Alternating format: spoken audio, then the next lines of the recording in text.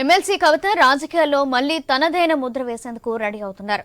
తెలంగాణ జాగృతి తరపున కీలకంగా అవ్వాలని ఆలోచిస్తున్నారు. ఇందుకోసం కార్యాచరణ కూడా ప్రకటించారు. జాగృతి పేరుతో గతంలో తన వెంట నడిచిన నేతల్ని మళ్లీ పిలిపించుకుని తన ఇంట్లో సమావేశం నిర్వహించారు.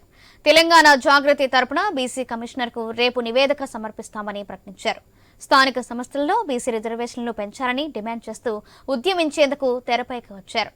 ప్రభుత్వం కులగణన కోసమని ప్రత్యేకంగా నియమించిన బీసీ కమిషనర్ను రేపు కలిసేందుకు బీఆర్ఎస్ బీసీ నేతలతో వెళ్లాలని నిర్ణయించుకున్నారు. కాంగ్రెస్ ఏం చెబుతుందో అదే చేయాలని డిమాండ్ చేస్తూ పోరాటానికి సిద్ధమవడం కవిత రాజకీయ వ్యూహంలో భాగంగా విశ్లేషకులు అంచనా వేస్తున్నారు. ఈ విషయానికి సంబంధించి మరింత సమాచారం ఇన్పుట్ ఎడిటర్ శ్రీకాంత్ అందిస్తారు. శ్రీకాంత్, సౌజన్య, గుడ్ ఆఫ్టర్నూన్. ఎమ్మెల్సీ కవిత చాలా కాలం తర్వాత అంటే 6 నెలలు తిహార్ జైలు జీవితం అనుభవించి బయలుపైన విడుదలై బయటకు వచ్చినటువంటి కవిత ఈ మధ్య కాలంలో గత 2 నెలలుగా కూడా తను ఇంటికే పరిమితమయ్యారు, తన అనారోగ్య కారణాల రీత్యా. సో అట్లాంటి కవిత మళ్ళీ రాజకీయాల్లోకి రీఎంట్రీ ఇవ్వడానికి సిద్ధమవుతున్నారు. ఈ మధ్య అదాని వ్యవహారం పైన సోషల్ మీడియాలో ఎక్స్ వేదికగా మొట్టమొదటిసారి అంటే జైలు నుంచి బయటకు వచ్చిన తర్వాత స్పందించినటువంటి కవిత ఆ తర్వాత గురుకులంలో విద్యార్థులు అంటే ఆహారం ఫుడ్ పాయిజన్ అయ్యి హాస్పిటల్లో చికిత్స పొందుతున్నటువంటి క్రమంలో నిమ్స్ కెళ్లి కలవడం జరిగింది. సో ఇట్లాంటి నేపథ్యంలోనే ఎమ్మెల్సీ కవిత మళ్లీ రాజకీయాల్లో రియాక్టివ్ అయ్యేందుకు సిద్ధమవుతున్నారు. తెలంగాణ జాగృతి తరపున ఒక కీలకంగా వ్యవహరించాలి ఈసారి రాజకీయాల్లో ఉన్నట్టుగా తను ఆలోచన చేస్తున్నట్టుగా తెలుస్తోంది. ఇందుకోసం ఒక కార్యాచరణ కూడా ప్రకటించింది స్పష్టంగా కనిపిస్తోంది. సో ఈసారి జాగృతి తరపున కవిత కేంద్ర రాష్ట్రాల తీరును ఎండగట్టేలాగా ఇప్పటికే ప్రయత్నాలు అయితే చేస్తున్నారు. ఇందాక మనం చెప్పుకున్నట్టు ఈ మధ్య కాలంలోనే అదాని వ్యవహారం పైన ఆమె స్పందించడం జరిగింది.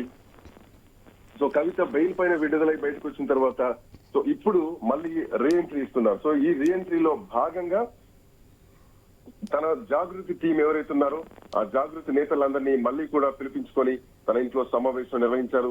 సో ఇట్లా నేపథ్యంలో తెలంగాణ జాగృతి తరపున బీసీ కమిషన్ కు రేపు నివేదిక ఇస్తామంటూ కూడా కవిత ప్రకటించడం జరిగింది. స్థానిక సంస్థల్లో బీసీ రిజర్వేషన్లు పెంచాలంటూ కూడా కవిత డిమాండ్ చేయడానికి సిద్ధమవుతున్నారు. సో ఇప్పటికే గతంలోనే మహిళా బిల్లు పార్లమెంట్ లో ప్రవేశపెట్టాలంటూ కూడా జంతర్ మంతర్ దగ్గర ఆనాడు బీఆర్ఎస్ పార్టీ అధికారంలో ఉన్నప్పుడే కవిత జాగృతి తరపున అక్కడ ధర్నా చేసినటువంటి విషయం తెలిసిందే.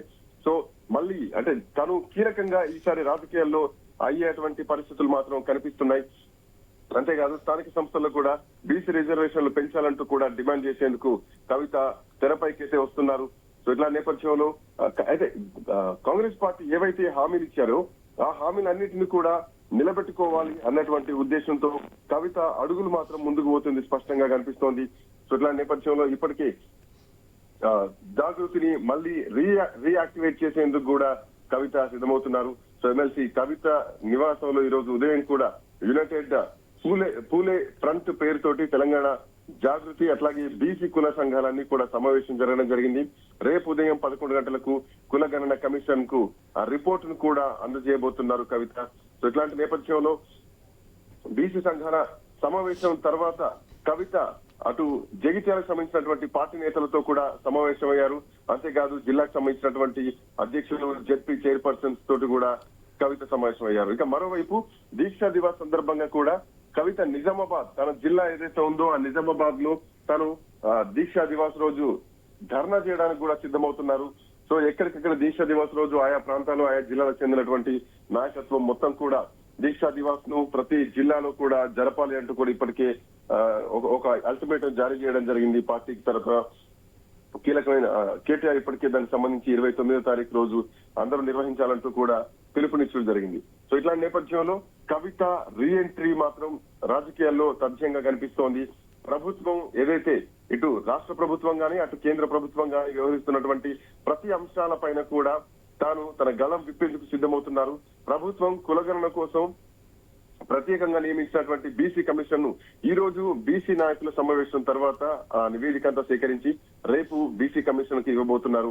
సో కాంగ్రెస్ ఏదైతే చెప్తుందో ఖచ్చితంగా అది చేయాలి, అది చేసేంత వరకు కూడా పోరాటం చేస్తామంటూ కూడా కవిత సిద్ధమవుతున్నటువంటి క్రమంలో ఇది రాజకీయ వ్యూహంలో భాగంతో పాటు కవిత రాజకీయ రీఎంట్రీకి ఒక సరైన సమయంగా కూడా భావిస్తున్నారు.